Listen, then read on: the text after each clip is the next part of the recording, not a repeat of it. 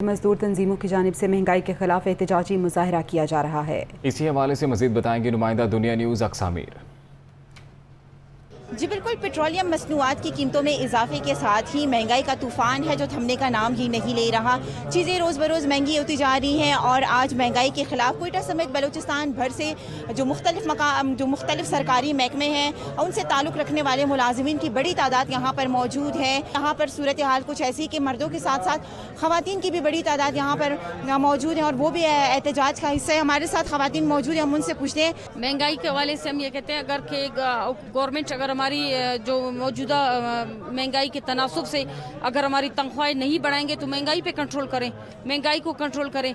या तो अगर महंगाई को कंट्रोल नहीं कर सकते, वो कहीं किसी चीज़ के पाबंद है तो वो फिर हम फिलफौर हमारे तनख्वाह में इजाफा किया जाए।